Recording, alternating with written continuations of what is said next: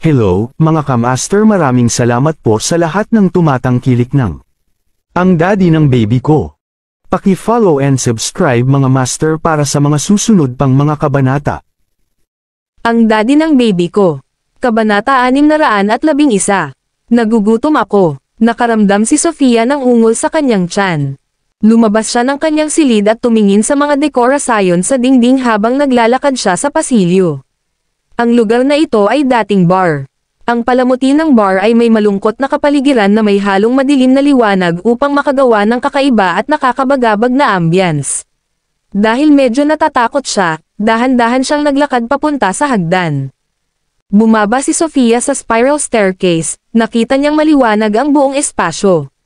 Isang lalaki, na eleganteng nakaupo sa gitna ng mga ilaw, tila nagpapalipas oras sa pag-inom ng alak.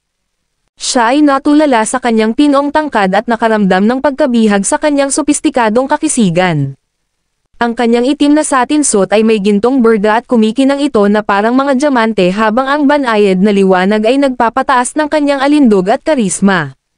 Nadurog ang puso ni Sofia dahil napagtanto niya kung gaano kahirap makuha ang pagmamahal ng lalaking ito. Isang mahaba at malalim na buntong hininga ang pinakawalan niya. Kung hindi niya ibabalik ang pendant pagkatapos ng isang taon, maaaring kailanganin niyang bayaran ang kanyang buhay. Kaya, nagpasya siyang sumabay na lang sa agos pansamantala. Lumapit si Sofia kay Arthur habang nakangiti. Kumain na ba kayo? Gusto mong sabay kumain? Binigyan siya nito ng isang dumaan na tingin. Kung wala akong pahintulot, hindi ka pinahihintulutang umalis dito. Pero nagugutom na ako. Napakurap siya. Mula ngayon, dapat mong gawin ang sinabi ko. Desidido siyang pahirapan siya. Saglit na natigilan si Sofia at nakaramdam ng kawalan.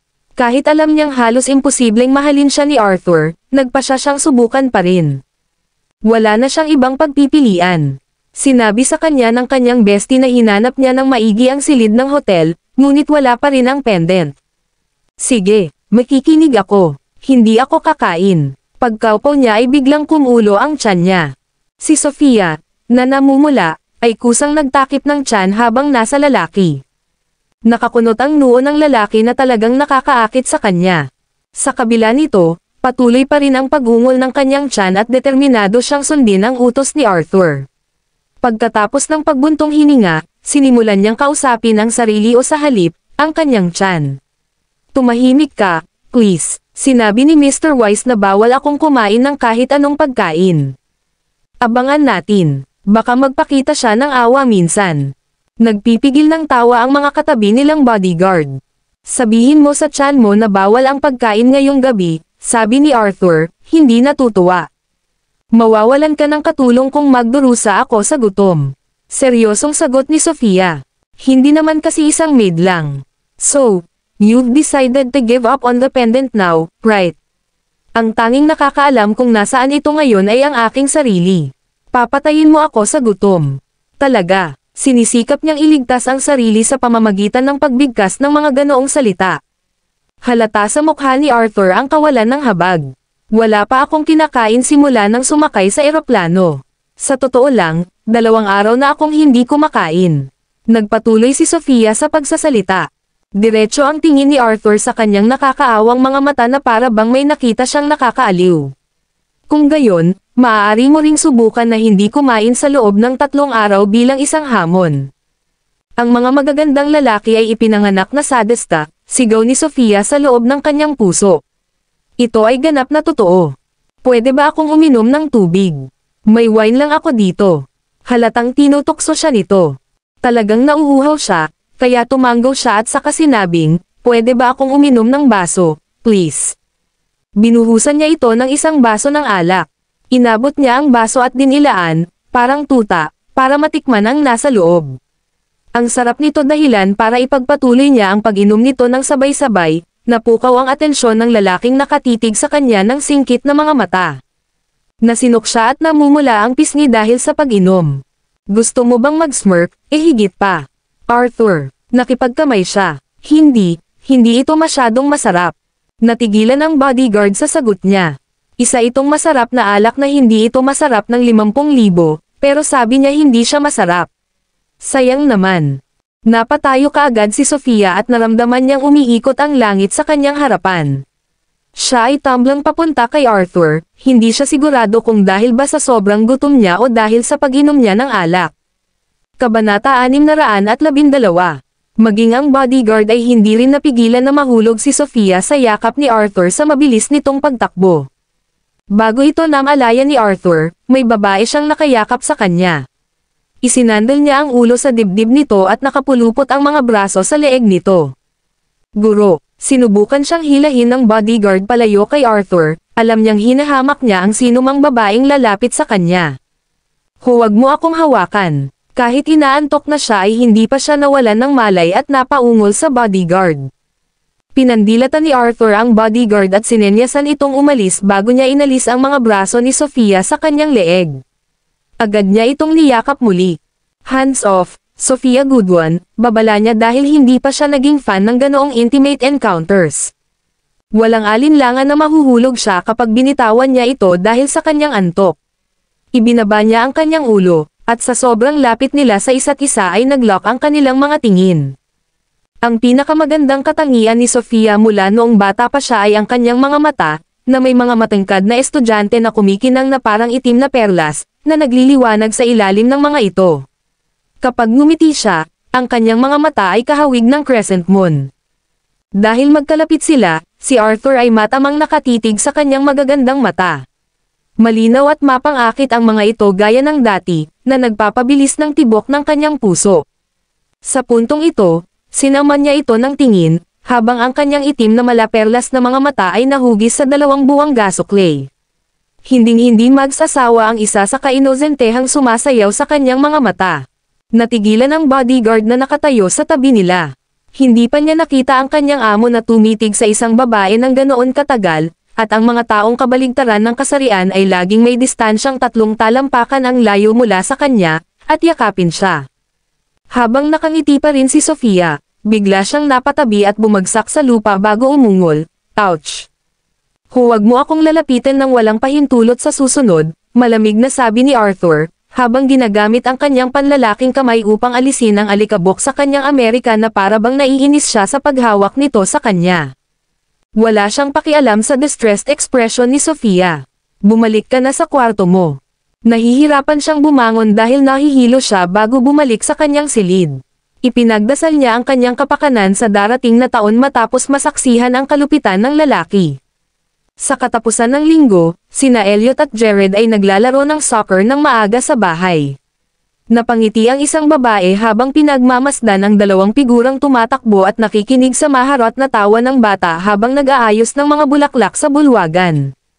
Dahil walang angkop na kandidato si Anastasia bilang kanyang abay, 3 batang babae mula sa Presgrave family ang pinili para sa kanya ni Old Madam Presgrave. Dahil si Elliot ang pinakamatanda, tinawag siya ng mga kabataang ito na nasa maagang 20s bilang Miss Anastasia. Kahapon, nang kumain silang 4, nagbonding agad sila. Ang mga batang babae ng Presgrave ay palaging kumikilos ng may sukdulang kagandahang asal at biyaya sa buong panahon dahil sa mahigpit na mga alituntunin ng pamilya at matibay na pagiging magulang. Si Anastasia, na malapit nang magkaroon ng parehong katayuan bilang Old Madam Presgrave, ay lubos na iginagalang bilang young mistress ng Presgrave family. Sa hinaharap, magkakaroon siya ng tungkulin na gumawa ng lahat ng desisyon sa sambahayan. Hanggang sa nagsimula ang paghahanda sa kasal, wala siyang ideya tungkol sa kanyang katayuan bilang young mistress ng Presgrave family. Bagaman ang pagiging mistress ay magbibigay sa kanya ng pinakamaraming kapangyarihan, ang pamilya ay sumunod pa rin sa marami sa mga tradisyonal na tuntunin nito. Ang Presgrave family ay kahawig ng isang malaking puno na may mga sanga na umaabot sa libu-libong malalapit na kamag-anak.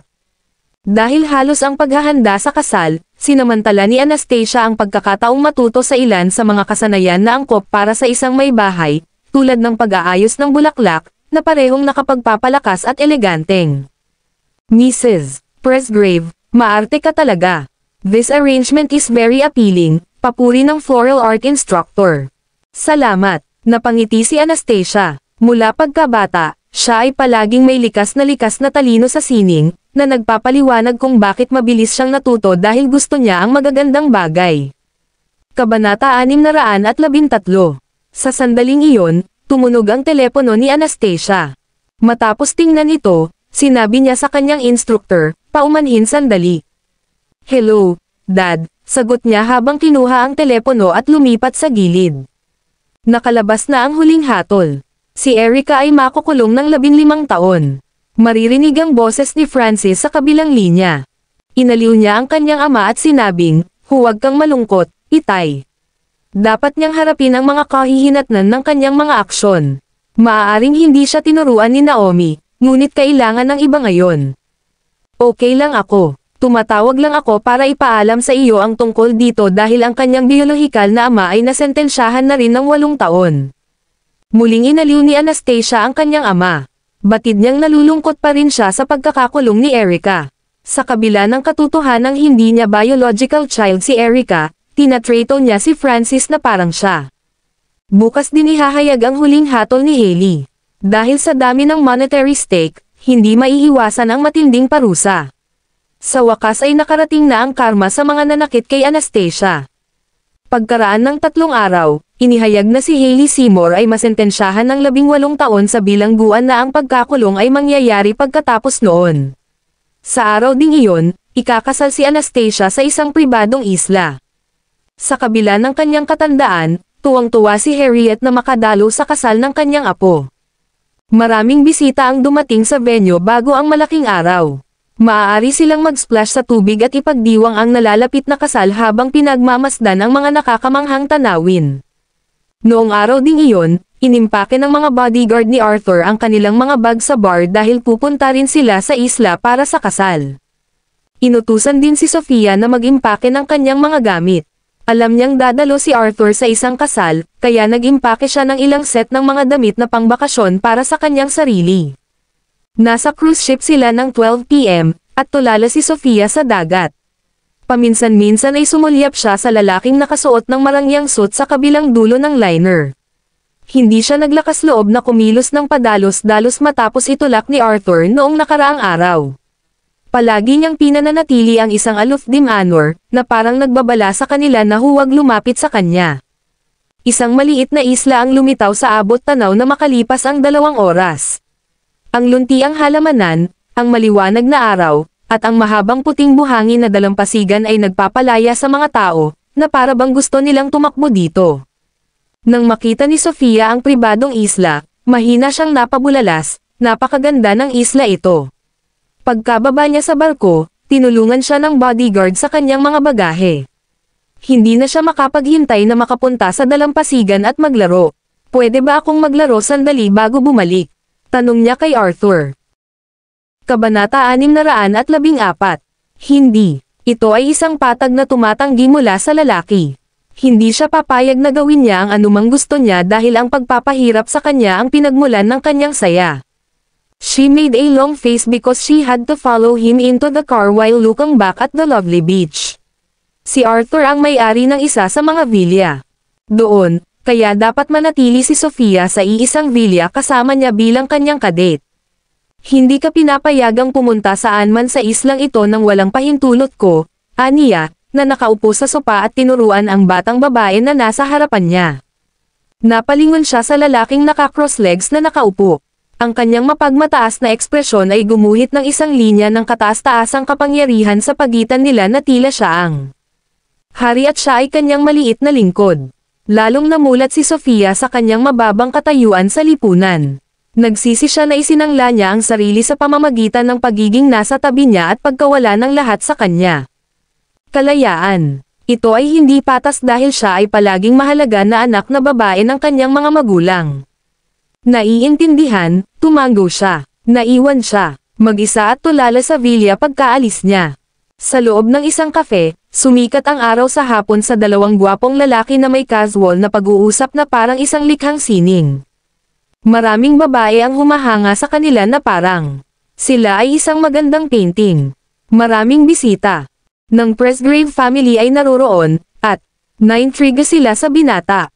Nakikipag-chat kay Elliot, ang ulo ng pamilya. Natuklasan nilang ang estranghero ay kay Elliot. Kaibigan pagkatapos ng serye ng mga tanong at nagkaroon.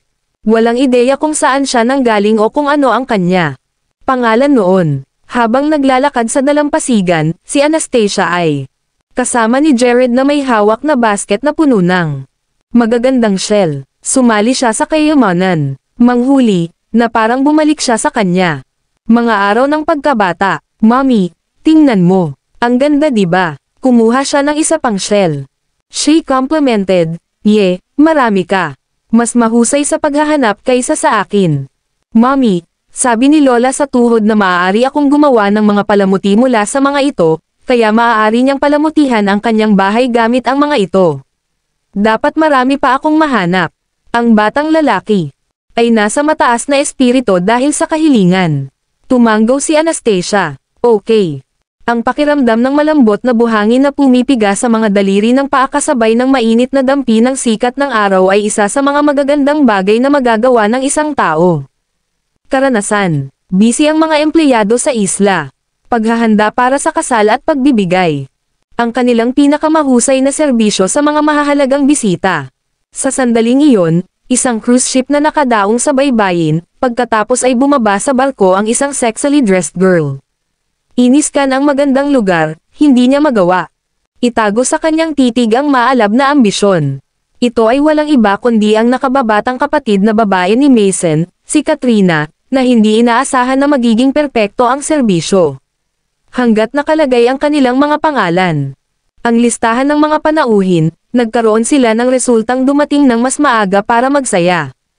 Dahil siya ay isang medyo kagalang-galang na batang babae sa palabas sa kotse, siya ay nagkaroon ng napakamanghang hitsura at isang maapoy na saloobin. Hindi na kailangang sabihin, mayroon siyang sariling layunin. Dumalo sa kasal ni Anastasia. Ang lipunan ni Elliot ay puno ng mayayamang tao. Kaya naman, tiyak na ito ang kanyang gininto ang pagkakataon na kumabit sa isang tao.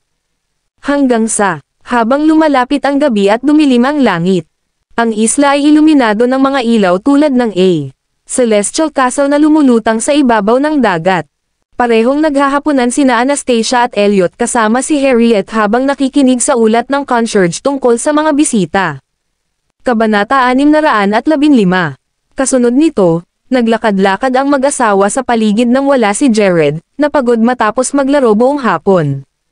Sa pamamagitan ng mga ilaw sa kalye na nagbibigay liwanag sa ruta sa tabi ng dalampasigan sa labas ng kafe, ang malawak na dagat na pinasadahan ng kalangitan sa gabi ay tahimik.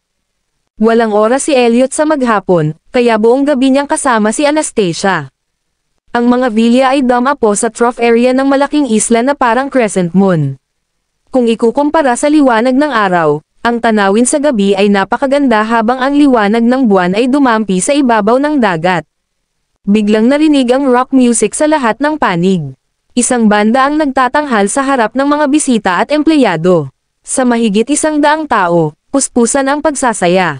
Sa sandaling iyon, napansin ni Anastasia na ang ilan sa kanila ay may pinapanood.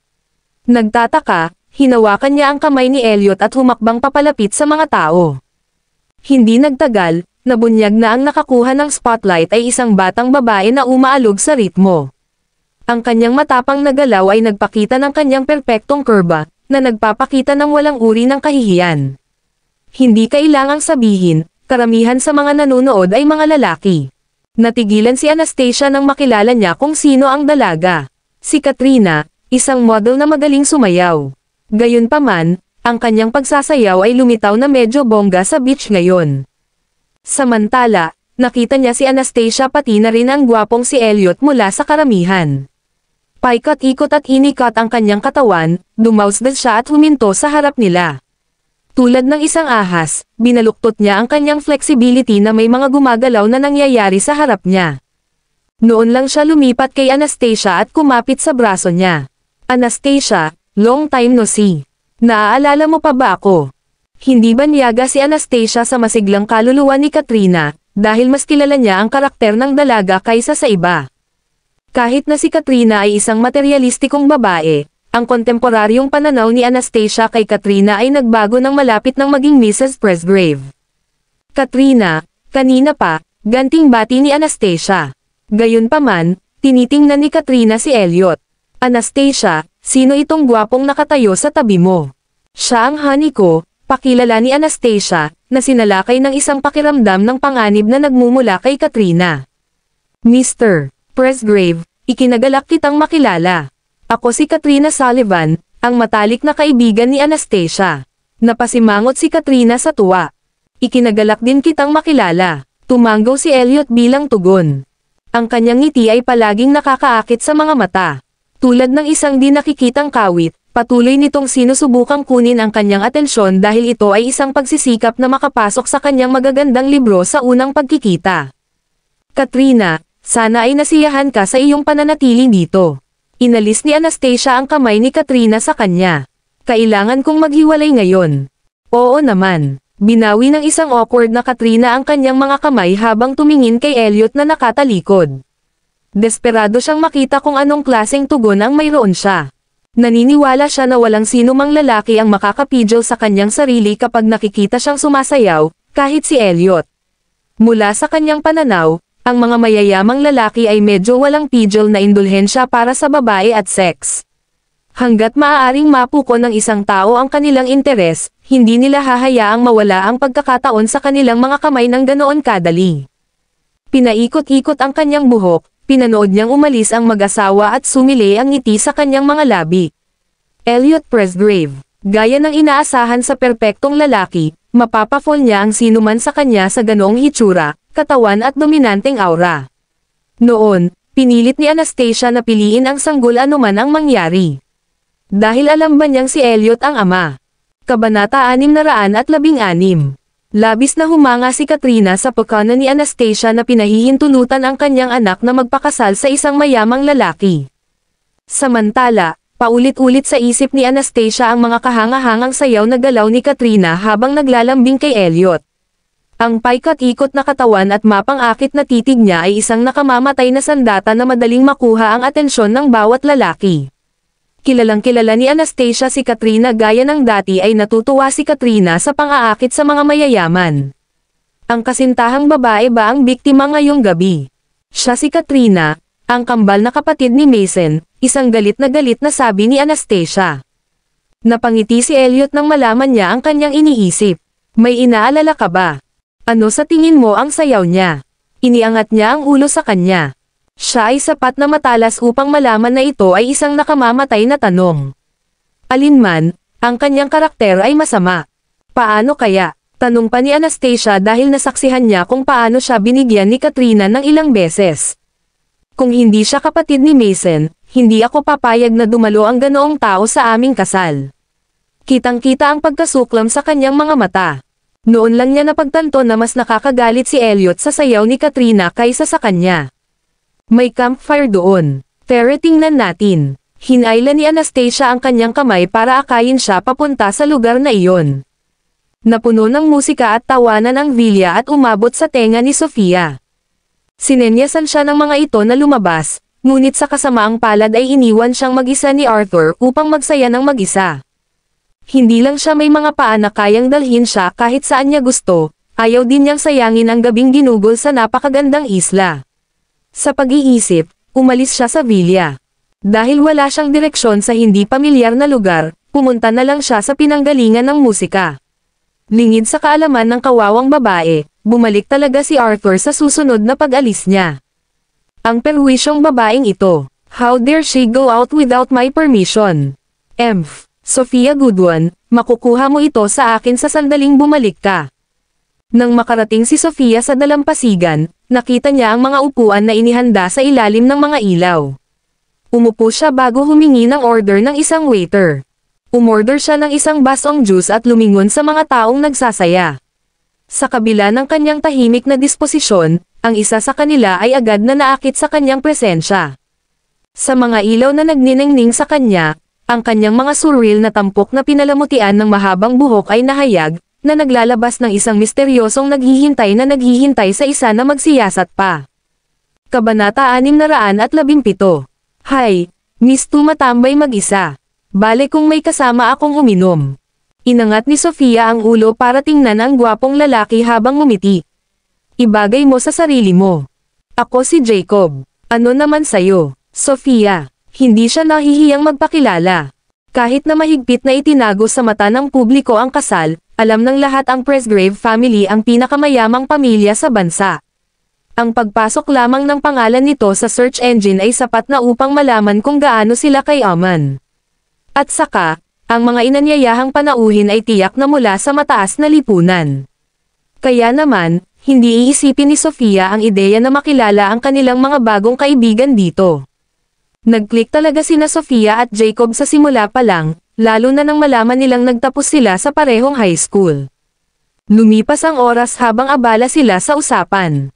Nang huminto ang musika, nagsimulang tumaas ang tubig sa gabi.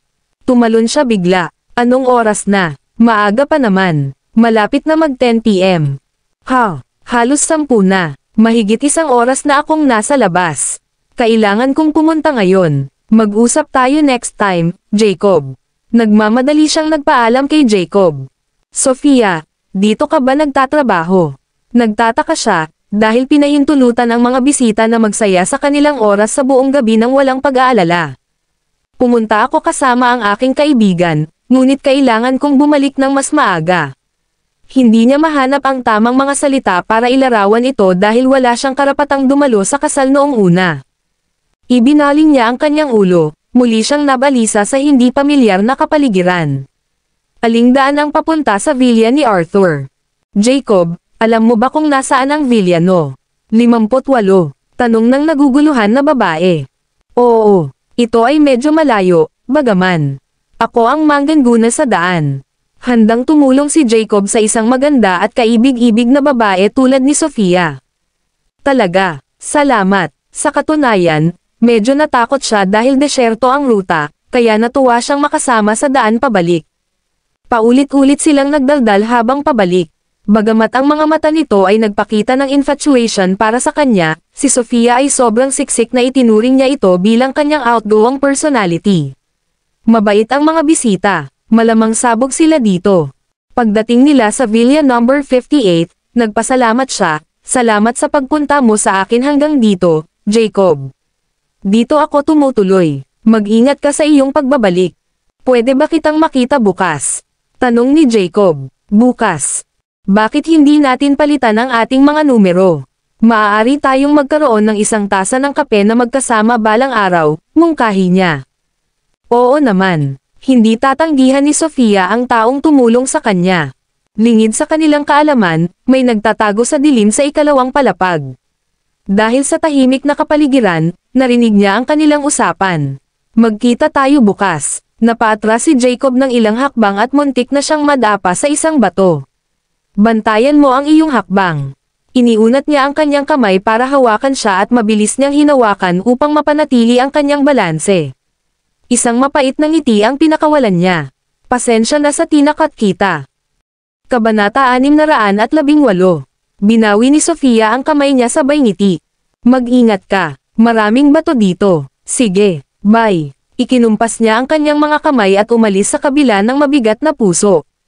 Pagkaraang panoorin siyang umalis, huminga siya ng malalim at umikot-ikot, nakita niyang sarado ang mga pinto, ngunit wala siyang card o password para mabuksan ito. Oh crap, paano ako papasok sa loob? Namula ang mukha niya sa pagkabalisa, dahilan para mapangiti ang lalaki habang nagmasid mula sa ikalawang palapag. Young Master Wise, nandyan ka ba? Sigaw niya sa nakasarang pinto. Bumaba si Arthur na nakaitim na pijama na may hawak na baso ng alak. Lumiwanag ang mukha ni Sofia nang makita siya. Young Master Wise, pwede mo ba akong pagbuksan ng pinto, please? Nakahiga sa frame ng pinto, tinitigan siya nito sa salamin. Mind telling me kung sino ang nagpahintulot sa iyo na lumabas nang walang pahintulot ko. Ay, sorry. Inamin ni Sofia ang kanyang kasalanan. Sa may pintuan ka matutulog, ngayong gabi. Bawal kang pumasok o pumunta kahit saan nang walang utos ko. Ang malamig na tono ni Arthur ay hindi na ito biro. Ano? Nanlaki ang mata niya sa gulat. Kahit na darating ang tag-araw, magiging napakalamig sa hating gabi. Nararamdaman na niya ang panginginig ngayon, kaya paano siya makakaligtas sa gabi sa labas? Pakiusap, Young Master Wise. Patawarin mo ako sa isang pagkakataon. Ipinapangako ko na makikinig ako sa iyo mula ngayon. Itinaas niya ang kanyang kamay upang aipangako ang buwan at ang langit sa kanyang pagtatangka na kumbansihin siya na patawarin siya. Hindi ka naman masama, Nagawa mong akitin ang isang tao sa pamamagitan lamang ng pagpunta sa labas ng isang beses. Masungit na komento ang ginawa niya. We graduated from the same school, kaya lang. Pinauwi niya ako dahil hindi ko alam ang daan pabalik. Hindi katulad ng iniisip mo, she explained.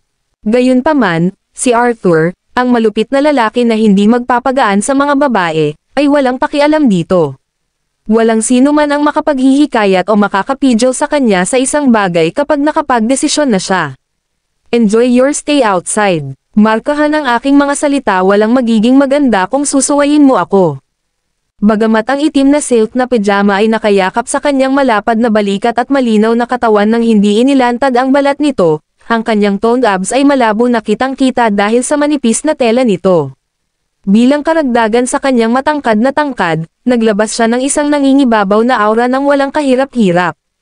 Gayunpaman, si Sofia ay wala sa estado ng pag-iisip na maglaway sa gayong kasiya siyang tanawin. Habang naglalakad siya papunta sa parlor, nabaluktot ang mukha nito sa disgusto dahil kailangan niyang magpalipas ng gabi sa labas. Napakalupit niya. Kabanata 619. May isang mesa at upuan para makapagpahinga siya, ngunit ang gabi ay hindi kasing tahimik na gaya ng inaasahan. Kung minsan, ang isang impit na sigaw ng isang ibon at ang paningin ng isang pas ang lumipad mula sa kung saan ay tumusok sa tahimik na hangin. Sa ilalim ng gayong mga kalagayan, isang kawawang si Sofia ang yamakap sa kanyang sarili sa upuan, niyakap ang sarili upang mapanatili ang kanyang init. Isa sa mga magarang villa ay ang matrimonial house ni na Anastasia at Elliot. Pinuno ng katanji tanging ngunit minimalistic na interior ang lugar ng pinaghalong romantiko at magandang kapaligiran. Naliligo pa si Anastasia nang bumalik si Elliot pagkatapos magayos ng kanilang trabaho. Nakikinig sa umaagos na tubig, bahagya siyang napangiti habang inaalis ang butones sa kanyang shirt bago binuksan ang pinto sa shower. Pagtingin sa nanghihimasok, nilublab niya ang sarili sa bathtub. Hindi pa ako tapos. Sabay tayong mag-shower, sweetheart. Sasabihin mo na ubusan na tayo ng tubig, di ba? Tumawa si Anastasia. Hindi. Naisipan kong magpamasahe sa balikat dahil nakakapagod ang araw mo. Lumapit siya nang may nakakatakot na ngiti. Ang gabi ay pag-aari ng magkasintahan, ang apoy sa kanila ay nag-alab ng masigasig matapos itong mapatay sa mahabang panahon.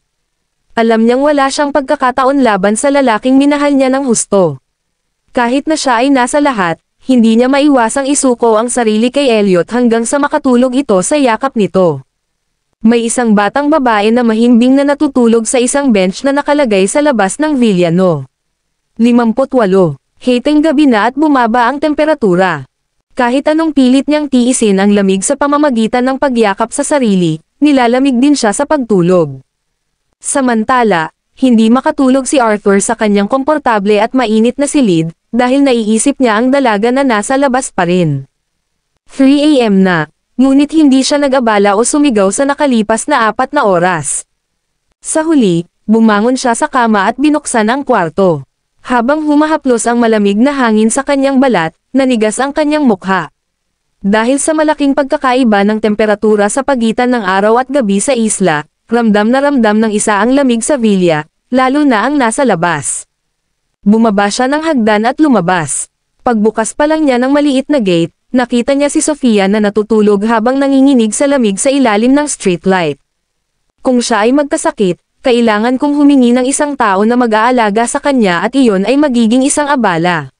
Dapat hinayaan ko na lang siyang matulog sa loob. Gumawa siya ng dahilan sa kanyang ulo. Hoy, Sofia Goodwin, wake up, tawag sa kanya ni Arthur sa pagtatangkang gisingin siya. Idinilat niya ang kanyang antok na mga mata para makita ang lalaki, na nakatayo sa tabi niya at naka-cross arms. Pwede ba akong pumasok ngayon? Kabanata 620. Sa susunod, ipapakain kita sa mga piteng, babala ni Arthur. Nagpumigla si Sofia na bumangon nang bumigay ang kanyang mga paa, dahilan para bumagsak ang kanyang katawan papunta sa kanya, Parg. Habang ang mga bisig na bumalot sa kanyang baywang, ang malamig na mukha nito ay nakapatong sa kanyang hubad na dibdib, na parang nakalabas. Nakaramdam ito ng init at matibay. Sandaling natigilan si Arthur sa malamig na sensasyon sa kanyang dibdib bago siya tinulak. Sabi ko naman sa'yo wag kang lalapit sa akin, di ba? Manhid ang mga binti ko. Hindi mo man lang ba ako matutulungan kahit konti? Ungol ni Sofia habang sinusubukang tumayo ng tuwid. Magkakaroon ba siya ng girlfriend sa hinaharap? Anong klaseng babae ang magkakagusto sa kanya kapag sobrang cold niya? Nagpaikot-ikot si Arthur at naglakad sa loob ng gusali kasama siya sa kanyang takong. Nang maisara na ang pinto, ang coziness ay nagtulak sa kanya na maligo kaagad, na sinabi niya sa kanyang puso. Pagkabalik sa kanyang silid sa ikalawang palapag, nagligo siya ng mainit bago matulog. Samantala, ang lalaki sa master room ay sa wakas ay nakakaramdam na ng antok at naantok sa antok, na parabang naalis na niya ang buhol sa kanyang puso. Sa kabilang banda, hindi makatulog ng isang kindat si Katrina dahil sa excitement, dahil minsan ay hindi siya nakadalo sa ganoong kagayang kasal. Lahat ay sasang-ayon na ang serbisyong ibinigay sa isla ay pinakamataas. Nag-post siya ng ilang clip sa kanyang social media account at nakuha ang atensyon ng publiko. Maging ang press, na nagbigay ng kanilang walang kabuluhang pagtatangka upang sirain ang kasal ni Elliot, ay nagbahagi ng kanyang mga video. Ngayong isa na si Katrina sa mga bisita, alam na niya ang naging source of information nila. Gayunpaman, ang mga larawan at mga clip, pati na rin ang mga art pieces, ay naglaho sa manipis na hangin nang dumating ang umaga. Tumunog ang telepono sa kwarto ni Katrina. Hello, sino ito? Half awake pa rin siya. Magandang umaga, Miss Sullivan. Paumanhin para sa abala, ngunit nais naming ipaalam sa iyo na ipinagbabawal na ibunyag ang anumang bagay tungkol sa kasal. Ano, ginawa ko ba yon? Naglaro siya ng pipi. Oo, tinanggal namin ang iyong mga larawan at video na napost sa iyong account. Ang iyong tulungan ay pinahahalagahan at inaasahan naming maunawaan mo. Matapos sabihin iyon, pinatay ng empleyado ang tawag. Mabilis na tiningnan ni Katrina ang kanyang social media account. Sa katunayan, ang lahat ng nauukol sa kasal ay tinanggal. Siya ay sobrang galit na nawalan siya ng pagkakataon na ipagmalaki ito sa labas ng mundo. Pagkatapos ng almusal, pumunta si Anastasia sa kinaroroonan ni Harriet para batiin siya at alagaan si Jared. Pagpasok pa lang niya sa villa, isang away ang maririnig mula sa study. Galit na galit ang isang matandang lalaki habang sumisigaw, Harriet, 21st century na. Bakit sinusunod mo pa rin ang mga lumang tuntunin? Ito na ang oras para kumita ng mas maraming pera. Kung hindi natin gagawin ngayon, gagawin pa rin ito ng iba. Si Anastasia ay walang kabuluhan sa panunumbat na binalot ng matinding sama ng loob. Tapos, umalangaw ang boses ni Harriet. Henry, rules ay rules. Ito ang mga alituntunin ng pamilya na dapat nating sundin anuman ang mangyari. Harriet, alam mo kung gaano kasi ako, anak. Ang kailangan lang natin ay isang pagkakataon na maging isa sa mga board director ng Presgrave Group. We're not asking much. Konting share lang nito sapat na. Henry, gaya ng nakasaad sa mga alituntunin ng pamilya, ang mga lalaki sa pamilya ay hindi maaaring maging isa sa kumpanya. Maaari kaming tumulong sa anumang bagay maliban doon. Paano kung magsumikap tayo nang hindi natin ma-enjoy kahit isang piraso ng perang kinita ni Elliot? Ginagawa ni Elliot ang lahat para makatulong sa pamilya. Magaling ka rin mag-isa. Dapat magpasalamat ka sa kung anong meron ka. Harriet, alam ko kung ano ang kinatatakutan mo. Natatakot ka na banta tayo kay Elliot kapag lumakas tayo, hindi ba? Maraming salamat mga kamaster sa walang sawang pagsusubaybay, isang like, share, and subscribe naman dyan mga kamaster. Abangan ang susunod pang mga kabanata.